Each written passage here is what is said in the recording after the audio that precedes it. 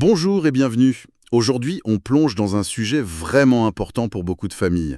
La prévention des escarres. Vous savez, ces lésions de la peau qui peuvent toucher un proche alité ou à mobilité réduite.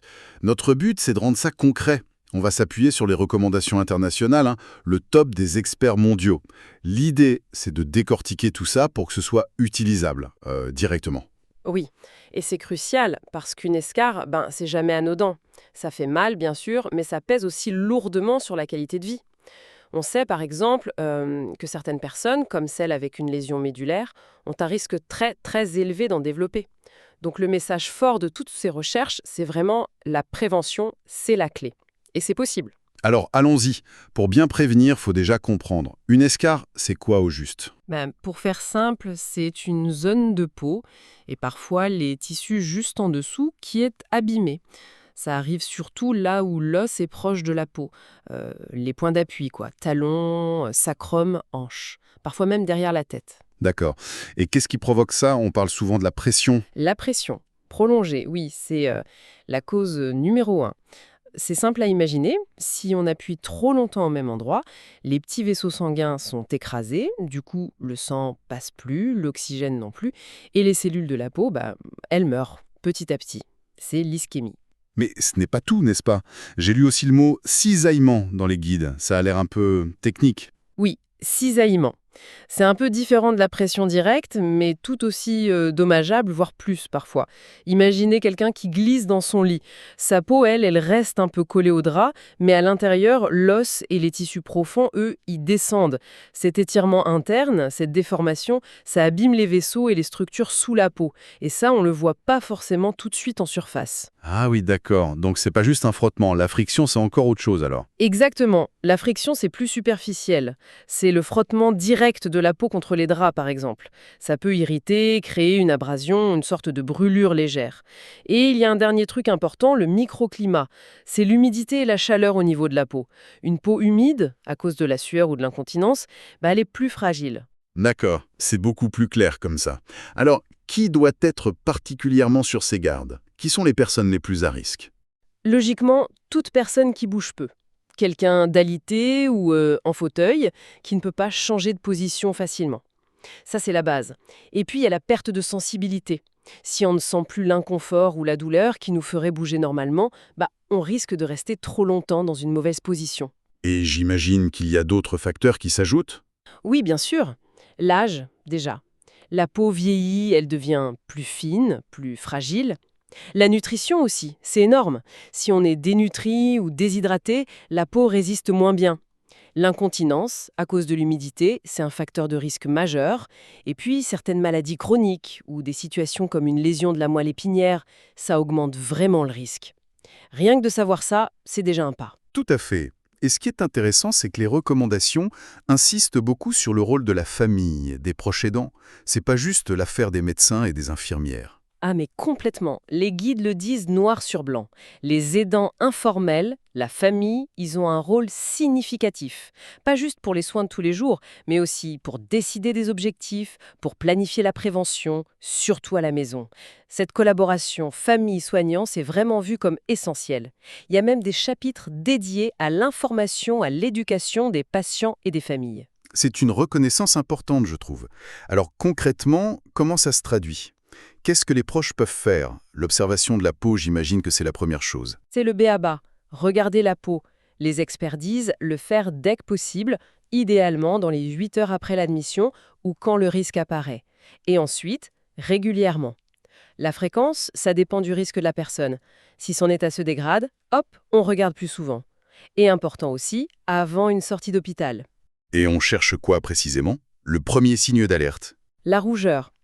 Une rougeur sur une zone d'appui, talons, fesses, hanches, qui ne part pas quand on appuie dessus avec le doigt. On appelle ça un érythème non blanchissable. Le test est simple. On appuie doucement. Si la rougeur reste bien rouge quand on relâche, au lieu de pâlir un instant, c'est que les petits vaisseaux souffrent déjà. C'est le stade 1. Il y a d'autres choses à surveiller en plus de cette rougeur? Oui, il faut être attentif à la chaleur locale. La zone peut être plus chaude que la peau autour. On peut aussi parfois sentir un petit gonflement, un œdème, ou une zone un peu plus dure, un peu indurée. Et attention, pour les peaux foncées, la rougeur se voit moins bien. Là, il faut chercher d'autres signes.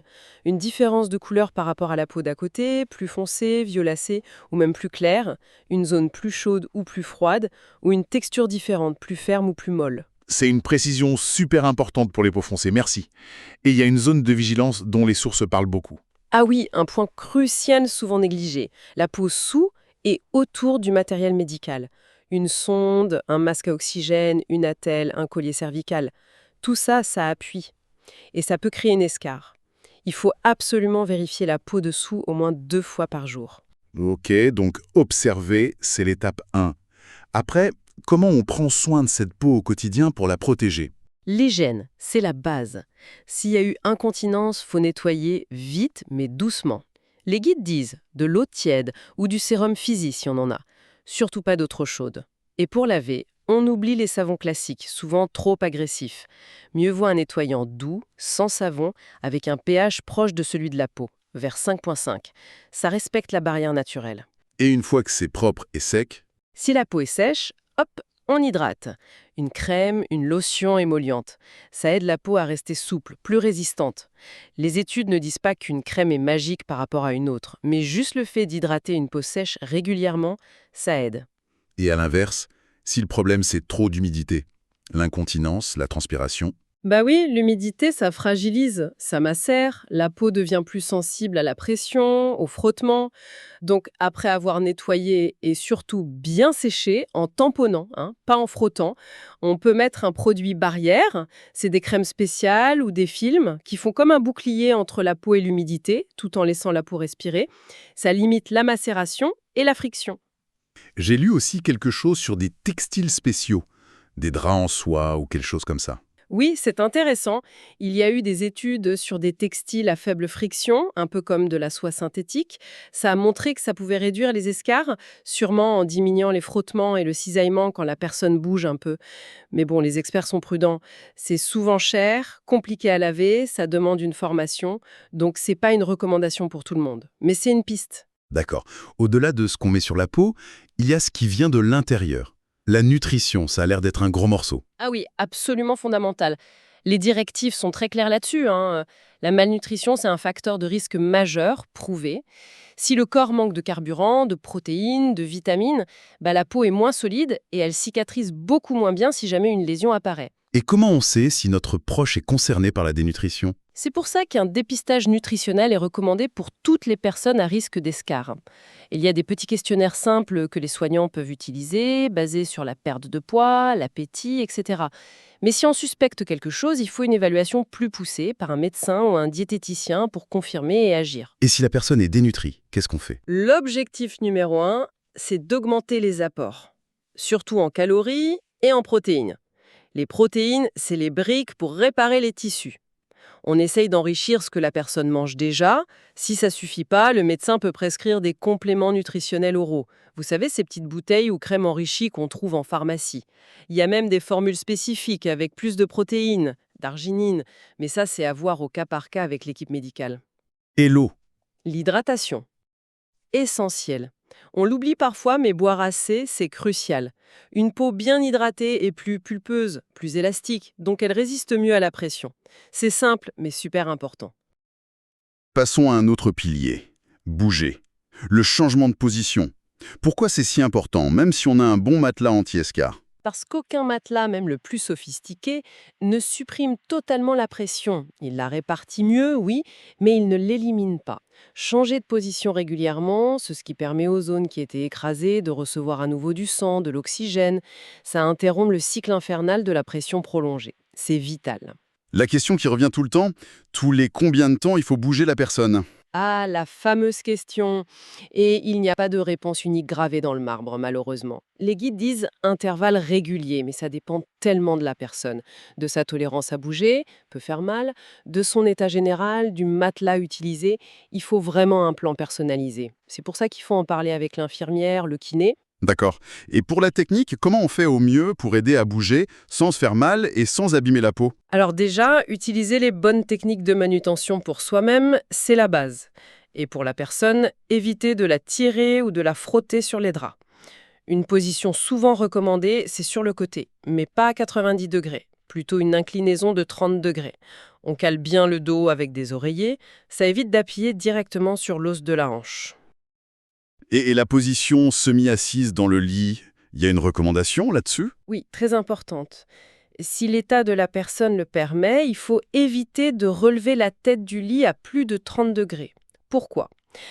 Parce que plus on est assis droit, plus le corps glisse vers le bas et là, paf, c'est le cisaillement maximal sur le sacrum. Limiter l'angle, ça réduit ce risque. Et puis pour les personnes très fragiles où les grands changements sont difficiles, faut pas négliger les petits mouvements. Même juste décaler un peu le poids, bouger doucement un bras, une jambe si c'est possible, ça peut déjà aider à soulager un peu la pression par moment. Faut observer comment la peau réagit. Parlons d'une zone particulièrement critique, les talons. Pourquoi sont-ils si fragiles? L'os du talon, le calcanéum, il est très pointu et il n'y a pas beaucoup de gras dessus pour amortir. Du coup, quand on est allongé sur le dos, toute la pression se concentre là. En plus, la circulation sanguine est parfois moins bonne à cet endroit. C'est pour ça qu'évaluer la circulation des jambes est important aussi. Et la recommandation numéro 1 pour les protéger, c'est quoi alors? La mesure la plus efficace, répétée partout, faire en sorte que les talons ne touchent plus le lit. Du tout. On dit mettre les talons en décharge ou les rendre flottants. Flottant. Comment on fait ça en pratique? Le plus simple, c'est de mettre un oreiller assez ferme ou un coussin spécial sous les mollets. Attention, il faut que ça soutienne bien toute la longueur du mollet, depuis sous le genou jusqu'au-dessus du tendon d'Achille. Le but, c'est que le talon soit vraiment dans le vide. Il faut juste faire gaffe à deux choses, ne pas comprimer juste derrière le genou et laisser le genou un peu plié pour le confort. On voit parfois des pansements mis sur les talons en prévention. C'est utile ça? Oui, certaines études montrent que mettre des pansements protecteurs, souvent des mousses fines ou des hydrocellulaires sur les talons des personnes à risque, peut aider à réduire les escarres là. C'est un plus. Mais, et c'est crucial, ça ne remplace jamais la mise en décharge. Le pansement aide contre la friction, ok, mais c'est supprimer la pression, le talon flottant, qui protège le mieux. Abordons les supports, matelas, coussins. Est-ce que ça change vraiment la donne? Ah oui, énormément. Pour quelqu'un à risque, un matelas standard, ça ne suffit pas. Les guides recommandent des supports qu'on appelle haute spécification ou thérapeutiques. C'est des matelas ou des surmatelas faits avec des matériaux spéciaux, des mousses techniques, de l'air qui bouge, pour mieux répartir le poids du corps et éviter les pics de pression sur les os. Donc le choix du matelas, c'est pas anodin. Pas du tout. Il faut qu'il soit adapté au poids, à la taille, aux besoins de la personne. Par exemple, pour quelqu'un de corpulent, il faut non seulement un matelas adapté, mais aussi un lit assez large. Si le lit est trop étroit, on ne peut pas bien tourner la personne et le super matelas ne sert plus à grand-chose. Et pour le fauteuil, quand la personne est assise? C'est le même principe. Rester assis longtemps, ça met une pression énorme sur les fesses, sur les ischions. Donc il faut absolument un coussin de prévention adapté. Il y en a plein de sortes, à air, en gel, en mousse spéciale. Le choix doit être fait avec un pro, ergo, médecin, selon le risque et les besoins. Et bien sûr, même avec le meilleur coussin, il faut quand même essayer de bouger un peu, de changer de position ou de se lever si possible régulièrement.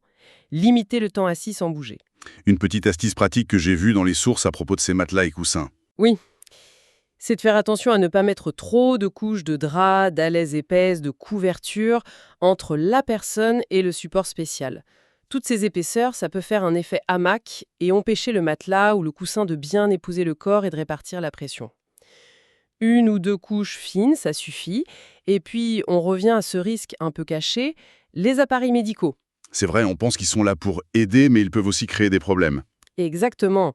La petite sonde à oxygène dans le nez, le masque de ventilation, la telle, le collier cervical, tout ça, ça appuie, ça frotte. Et hop, une escarpe peut démarrer là.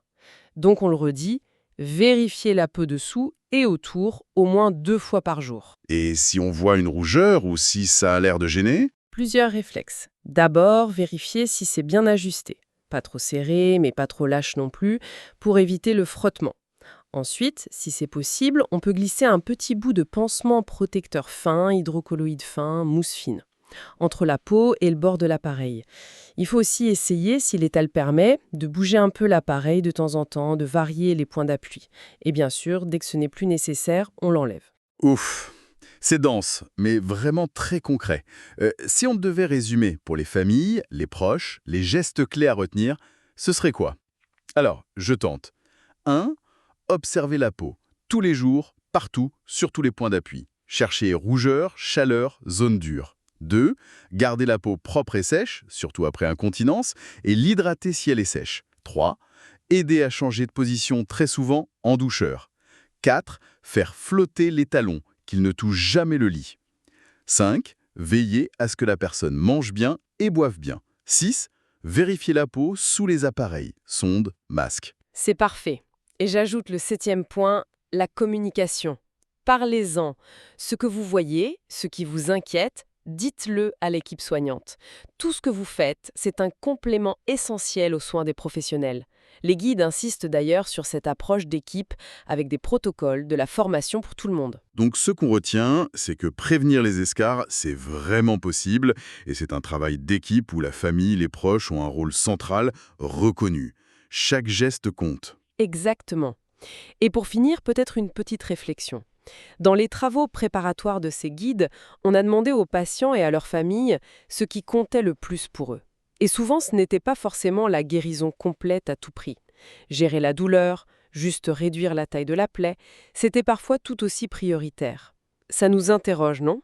Est-ce qu'on écoute vraiment? Et est-ce qu'on intègre assez ce qui est le plus important pour la personne et ses proches dans nos plans de prévention et de soins? Une question essentielle pour une approche vraiment humaine. Un grand merci implicite aux experts pour ces guides précieux. Notre exploration s'arrête ici pour aujourd'hui.